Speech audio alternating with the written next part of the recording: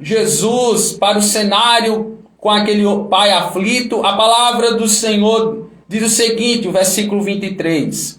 Quando ele chegou à casa do dirigente da sinagoga e viu os flautistas, os músicos e a multidão agitada, disse: saiam, a menina não está morta, mas dorme. Todos começaram a rir dele. Depois que a multidão se afastou, ele entrou e tomou a menina pela mão, e ela se levantou. A notícia deste acontecimento se espalhou, espalhando-se por toda aquela região. Pai, bendito seja o teu nome. Tu és um Deus cheio de graça e de bondade, de favor. E nessa tarde fala, ó Deus, poderosamente os ouvintes do programa Palavra Verdadeira, especialmente os pais. Ó Deus, Pai, em nome de Jesus Cristo, fala poderosamente a fim de nos edificar como tua igreja, de salvar vidas que se rendem, que se apegam à cruz do teu Filho Jesus Cristo, que recebem Ele como único e suficiente Salvador das suas vidas. Em nome de Jesus, faz o teu reino avançar e nos conforme à imagem do teu Filho Jesus Cristo. Em nome de Jesus e para a tua glória. Amém. Nós estamos diante de mais um encontro com Jesus.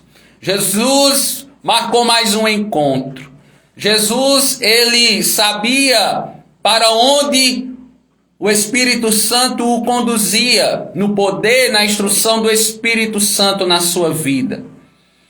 E ele toma nota de um acontecimento, de acontecimentos, na verdade, que aconteciam ao entorno dele e da vida dos discípulos.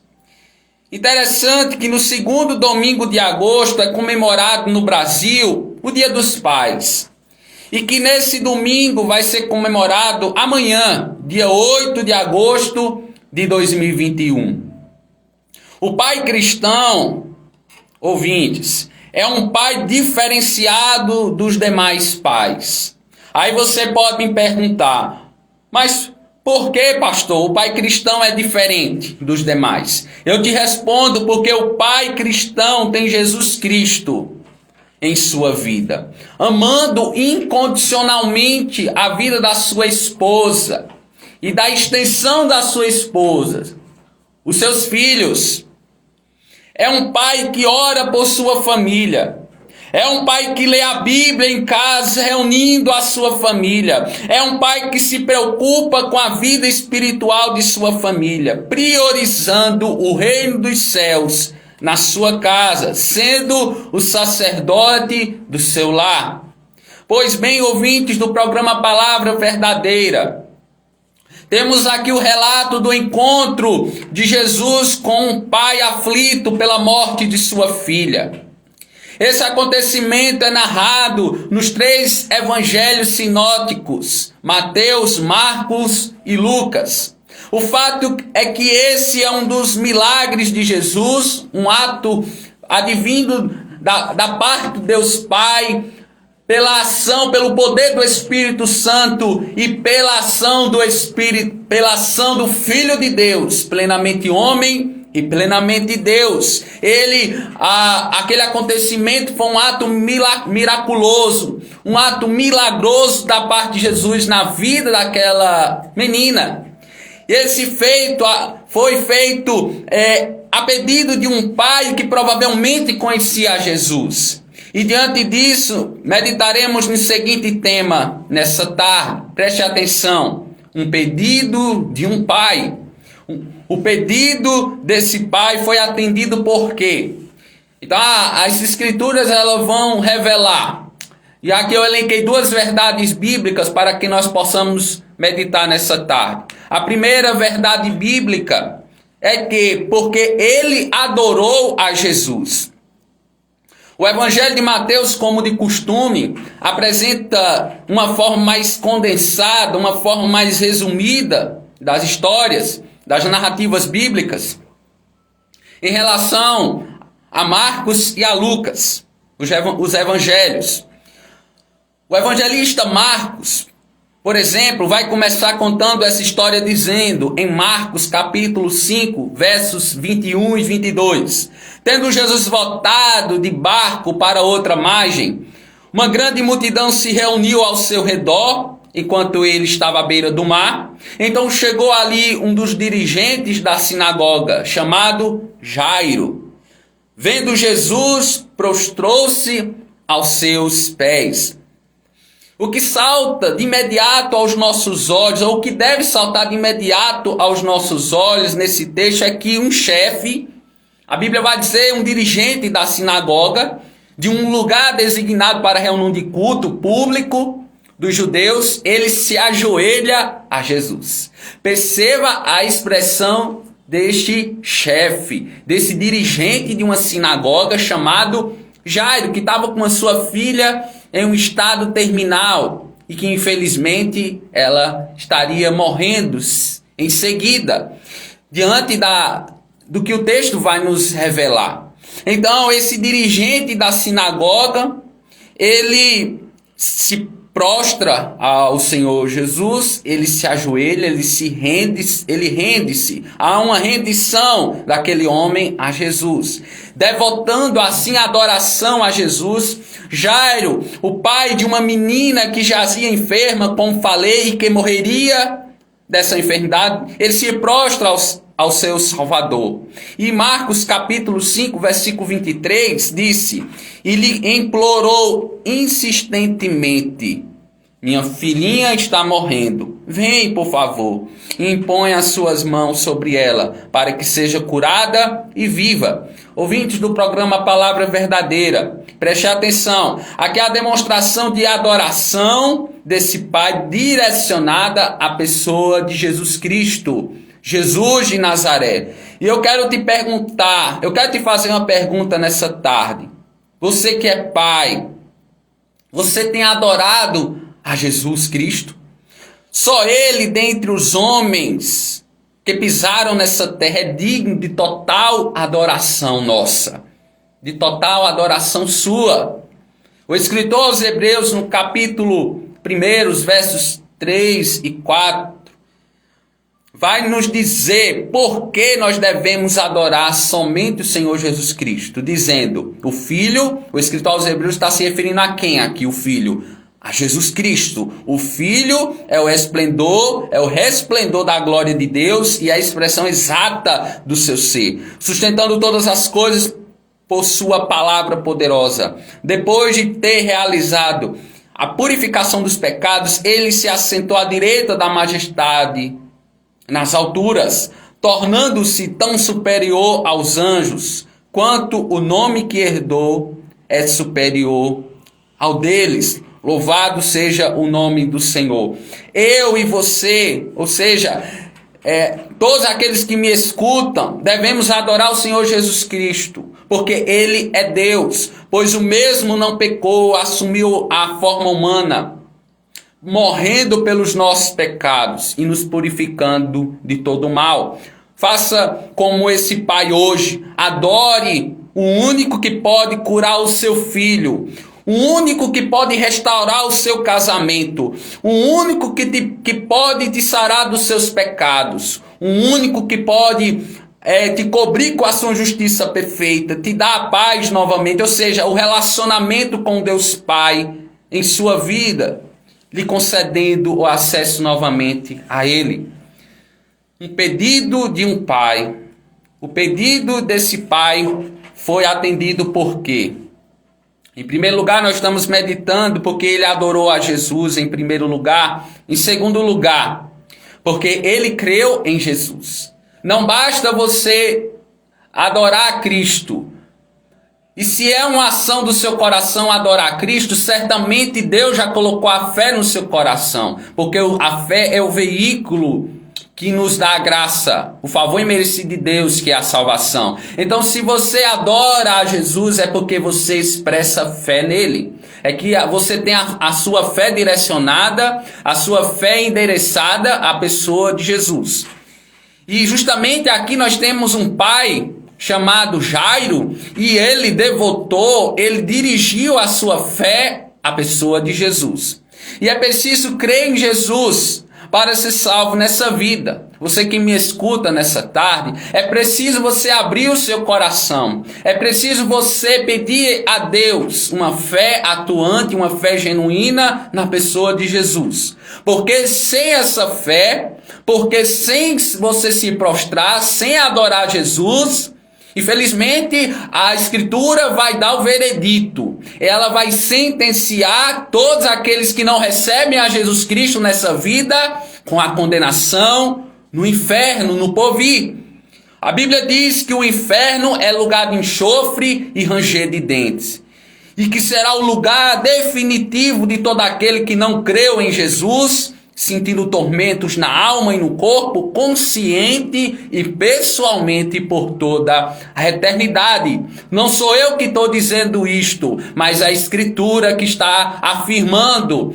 A Escritura que é lâmpada para os nossos pés e luz para os nossos caminhos. Ela é o nosso manual de fé e prática. Se você crê em Deus, logo você crê na sua palavra. E a palavra atesta que há um só mediador entre Deus e os homens para que sejamos salvos. Jesus Cristo, o Filho de Deus, o unigênito de Deus Pai.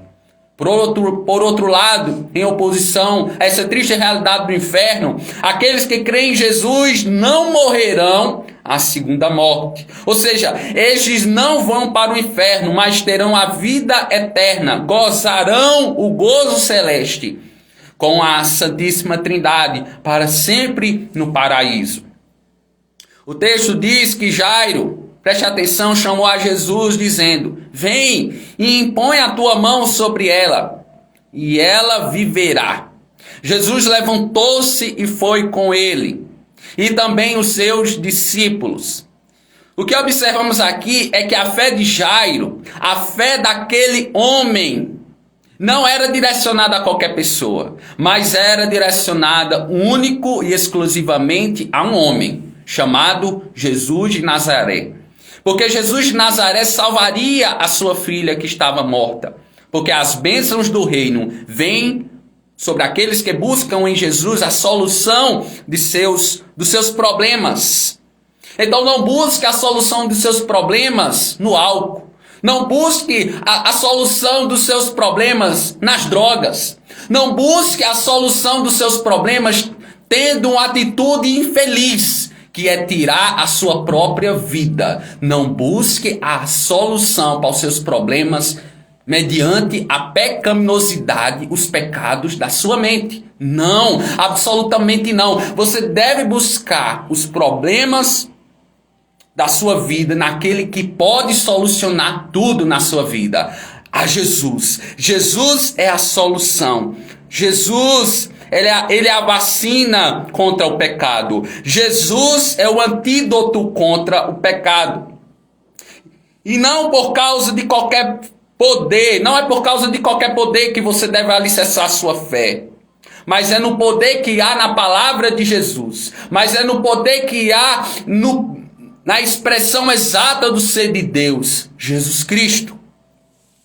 Ouvintes do programa Palavra Verdadeira, a fé verdadeira, a fé que agrada ao Deus Pai, é uma fé endereçada, tem um endereço corretamente, tem um endereço. O endereço da fé que agrada a Deus é a pessoa, é o Senhor Jesus Cristo. Não é a fé pela fé, não é a fé qualquer outra pessoa, mas a única pessoa que é merecedora da nossa fé, Jesus. O texto segue dizendo na narrativa de Lucas, agora preste atenção, tome nota aqui, perceba que a narrativa de Lucas ele acrescenta algumas informações na narrativa de Mateus, de alguma forma enfatizando algo que Mateus, ao momento que estava redigindo, escrevendo, não colocou no seu evangelho, mas Lucas, o médico gentil Lucas, ele assim fez.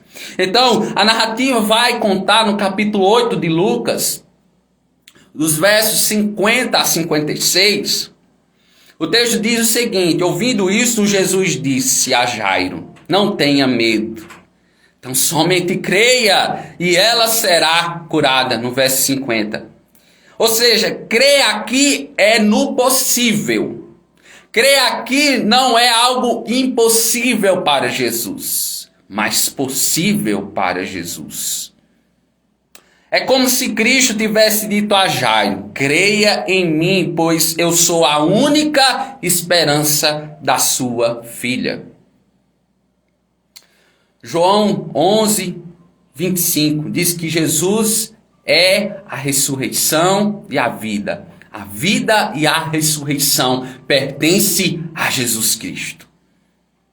E segundo saudosa memória, o pastor Russell Shedd, já falecido, ele disse o seguinte: a fé em Cristo transforma a finalização da morte no prelúdio da vida. Os versos 51 e 52 dizem: quando chegou à casa de Jairo, Jesus não deixou ninguém entrar com ele, exceto Pedro, João e Tiago, e o pai e a mãe da criança. Enquanto isso, todo o povo estava se lamentando e chorando por ela. Não chorem, disse Jesus. Ela não está morta, mas dorme.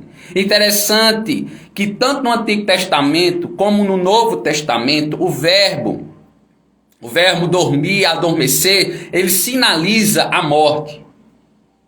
Porque Jesus disse que aquela menina não estava morta, mas dormia. Por que será que Jesus disse, então, que aquela menina não estava adormecida, mas que aquela menina não estava morta, melhor dizendo, mas estava dormindo? Por que Jesus disse isso, será?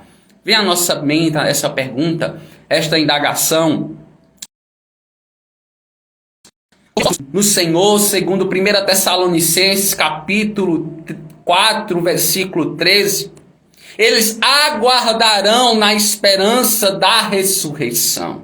Então aquela menina, ela estava aguardando, aqueles que morrem no Senhor, eles aguardam a ressurreição dentre os mortos. Porque o Senhor Jesus Cristo a ressuscitaria dentre os mortos. Vejam, a reação daquelas pessoas, é interessante a gente notar aqui, você que me escuta, a reação apavorada das pessoas, a reação daquelas pessoas que estavam, vamos dizer assim, naquele velório, porque de fato aqui é um cenário de velório, de uma pessoa que estava sendo velada, de um corpo que estava sendo velado. Percebam aí o versículo 53, quando disse: Jesus, a menina não está morta, quando ele chegou, com os discípulos e com os pais, mas dorme. Ou seja, Talita cumi, que quer dizer menina. O significado de menina é Talita cumi. Ele chama aquela menina pelo esse designativo menina. E a gente tenta imaginar, irmão Júnior, Jesus aqui, diante desse cenário, a gente tenta imaginar Jesus aqui chegando, e a multidão estava agitada, claro, fora da casa, com seus discípulos, Pedro, João e Tiago e os pais daquela menina. E eles estavam naquele momento de velório, onde o corpo estava sendo velado, e todos, o que aconteceu com Jesus? Quando Jesus disse: essa menina ela não está morta, ela está dormindo. O que aconteceu com a multidão? De imediato a multidão riu. A multidão zombou, ele riu, escarneceu, pois sabiam que ela estava morta. Porque é algo interessante, você ir num velório, fazer uma visita, prestar as condolências, deixar os sentimentos para a família, para os entes queridos, e a pessoa dizer: não, essa menina ela não está morta, mas ela dorme. Então é um cenário assim de nós prestarmos atenção, se a gente aplicar para os dias atuais, uma pessoa que estaria prestes a ser ressuscitada. Perceba o poder milagroso de Jesus na vida daquela criança, na vida daquela menina. Então o texto diz que eles entraram na casa e todo o resto da multidão ficou aonde? Ficou fora da casa. Os versos 54 e 55 diz que Jesus a tomou pela mão e disse: menina, louvado seja o nome do Senhor. levante-se. O espírito dela voltou e ela se levantou imediatamente. Glórias a Deus. Então Jesus lhes ordenou que lhe dessem de comer. Jesus dá uma ordem, deem de comer. Depois que o espírito daquela menina voltou, Jesus põe o poder miraculoso da voz de Cristo, que chama da vida, da morte para a vida. Ele converte a morte em vida, e vida eterna, vida abundante. É o único que tem esse poder. É o único que Deus deu esse poder nos céus e na terra.